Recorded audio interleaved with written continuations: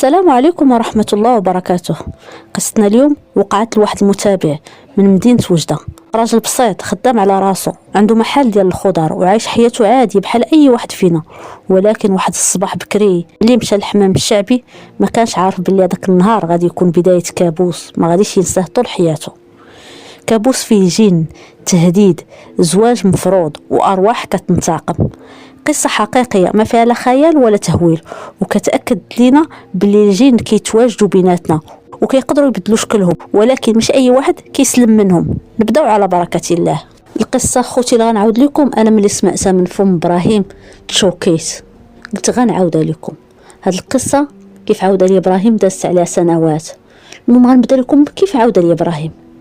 المهم ابراهيم هاد السيد هو ولد منطقة تاع حفير، ولكن ساكن في مدينة وجدة، خدام تما، عنده محل ديال الخضره وكان معروف في الدرب ديالهم، كلشي كيعيط ليه الخضار ابراهيم.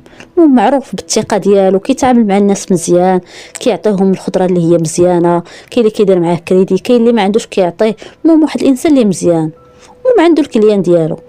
واحد النهار اللي ابراهيم غتبدل حياته، قال اشنو غيدير، قال هذاك النهار غيمشي للحمام باش يكمد عظيماته. المهم الصباح بكري الحمام يلا تحل، يلا بدا كيسخن. هو دخل قال لي السيد اللي كان في الحمام وجيتي بكري يا ابراهيم؟ قال لي بغيت نتكمد ونخرج لخدمتي. قال لي واخا. المهم عطاه حوايجو دخل الحمام، يلا بدا كيخوي الماء. واحد اللحظه مع الضبابه ديال السخونيه ديال الحمام وهي تبان لي واحد البنت. كيف قال لك واحد البنت ما عمر عينو شاف هذاك الجمال، قال لك في الجمال، شعرها مطلوق وطويل وجهها زوين. وهو تصدم، قال اش كدير بنت في الحمام ديال الرجال؟ ما يمكنش. وهي توقف عليه قالت لي شوف ابراهيم، انا راه ماشي من الانس، راه انت اللي هجمتي عليا وخاصك تزوج بيا. ابراهيم ولا صفر وتخلع، قال لها اش بغيتي عندي، اش مشارك انا وياك، ربي يعطيني اتساع. قالت لي شوف، هاد الهضره غتبقى بيناتنا، الا خرجتي قلتيها راه ما تلوم غير راسك، حياتك غنخربقها لك. ابراهيم خرج صفر، خرج كيجري. قال لي السيد اللي كاين حدا الرزامي مالك ابراهيم، اش واقع عليك؟ قال لي والو، عطينا خويا حوايجي راه بغيت نخرج. قال لي باقي حتى ما دوشتي وغتخرج؟ قال لي قلت لك اخويا راه حوايجي. قال لي واش شفتي شي حاجه؟ قال لي راه ما شفت والو، غير عطيني حوايجي. ابراهيم لبس حوايجو بالزربه وخرج ديريكت للمحل، حل المحل ديالو، حط الصنادق ديال الخضره وبدا كيعمر براد ديال اتاي. يلا حط الصينيه ديالو، يلا بغى يشرب واحد الكاس ديال اتاي وهو كيخمم في داك المنظر اللي شاف. حتى وقفات عليه واحد السيده، هو كيصحابها شي وحده جايه تتقدى الخضره. قال لها مرحبا لاله. قالت لي ما عرفتينيش؟ قال لها لا ما عرفتكش. شكون نتيا؟ قالت لي شوفوا كان. قال لها قلت لك لا ما عرفتكش، الا بغيتي تتقداي مرحبا. قالت لي انا هي ديك الجنيه اللي خليتيني في الحمام وهربتي، راه قلت لك ما غنتفاكش معاك، راه غنتزوج بك. ابراهيم ولا مخلوع، كيقول لها اش بغيتي عندي؟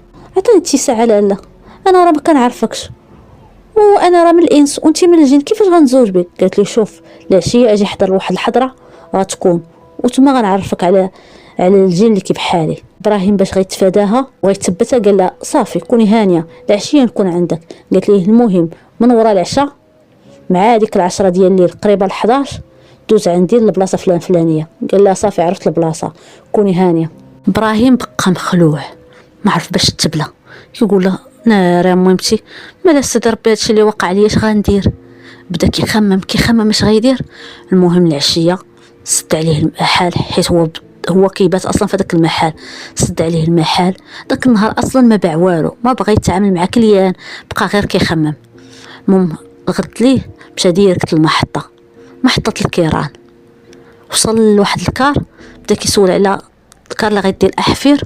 وصل قال لي الكريسون بقات بلاصه وحده، قال لي هي ديالك. سبحان الله. قال لي شوف السيدي عطيني الورقه وراني بغيت نطلع لهاد الكار.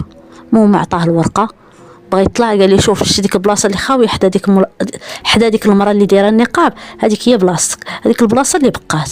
قال لي واخا سيدي. خدا الورقه ديالو، كيف خلص خدا ورقته مشى ديريكت جلس حدا المراه، ما شاف فيها، ما شاف شي بلاصه اخرى، بقى كيشوفها قدامه.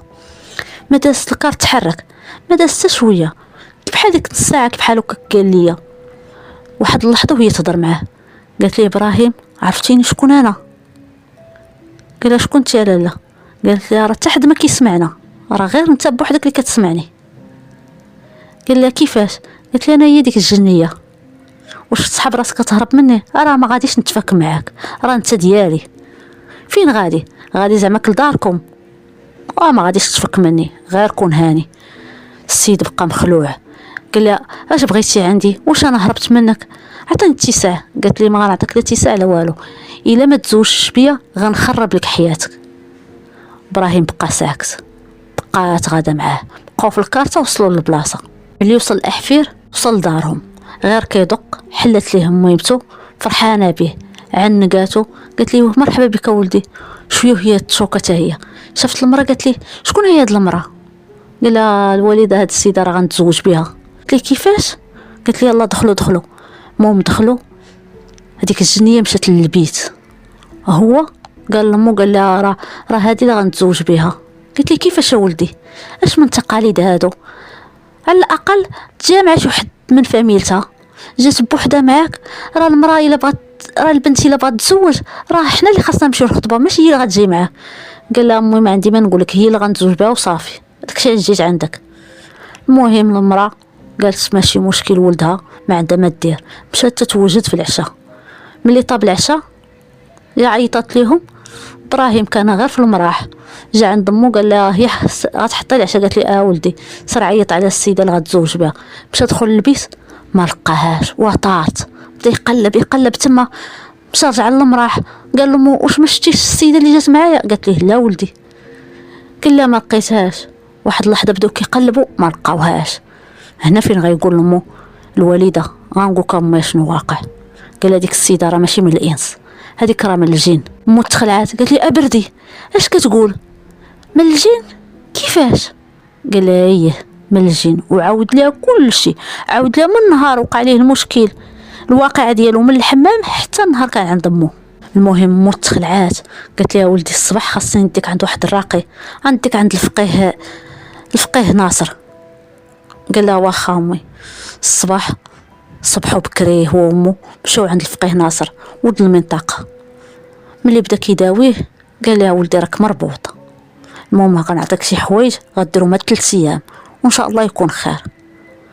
المهم ابراهيم هذاك النهار بالضبط مشى خرج مع صحابه الدراري ديال المنطقه، وهم جالسين مع ديك 9 ديال الليل، هم مجمعين كيضحكوا هكذا. واحد اللحظه كتبان ليه ديك الجنيه ملهي واقفه كتشوف فيه، كتخنزر فيه. هو ما عرف ما يدير، ما قدرش يهضر. واحد اللحظه وتمات جايه عنده، ما قدرش يتحرك وما قدرش يهضر. واحد اللحظه كيشوفها حتى رجعات على شكل ضفدعه، تسيفات رجعت على شكل ضفدعه. ناض واحد الدري من دوك الدراري، ملي شاف ديك الضفدعه قريبه ليه هو ما عرفاش واش الجنيه. ابراهيم ما قدر يقول له والو، ما غيدير غير داك الدري ما غيهز غير رجلو وغيضربها برجلو، غيضربها من هنا لهيه، يضربها ديريكت يلصقها مع واحد الحجره. ابراهيم تصدم، ما عرف ما يدير وما عرف ما يقول ليه. هذاك الدري ما نقول لكمش، قال لي ما داز عليه والو حتى تسطى، ولا كيدور غير في الدوار في ديك القبيله، ولا مسطي ما داز والو غير شي ايام قليله حتى سمعوا الغوات في القبيله اشنو ما شنو فلان راه انتحر. هذاك الدري اللي ضربها، هذاك الدري اللي ضرب هذيك الجرانه اللي هي الجنيه ضربها برجلو. هنا ابراهيم عرف بان الدري ما انتحرش، بان الدري الجنيه اللي انتقمت منه. جمع حوايجو بالخلعه، ما بقاش بغى يجلس يزيد نهار في هذيك القبيله. قال ما غاديش يزيد نهار في دارهم، غادي يرجع للمحل ديالو يحلو. شد الكار رجع للوجده، حل المحل ديالو كيف العاده، كيشطب كيقاد الصنادق ديالو. واحد اللحظه جات عنده واحد الكليانه قديمه كيعرفها، قالت ليه ابراهيم شتك غابر هاد الايامات ورا شحال هادي ما حليتيش المحل؟ قال لها الحاجه وياه راه دزت ماشي امور خايبين. وبدا كيعاود ليها بلا ما يشعر، بدا كيعاود لها. قال لها عرفتي اش وقع ليها؟ اللي وقع عاود لها كل شيء.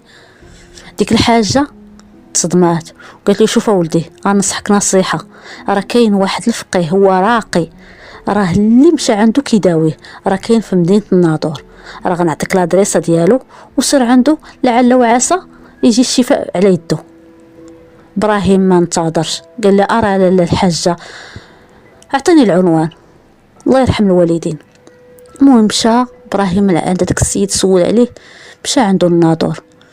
داك السيد لقاه ملي بدا كيرقيه قال لي هي ابراهيم راك مربوط وخاصك تبقى عندي هنايا واحد 5 ايام تنداويك.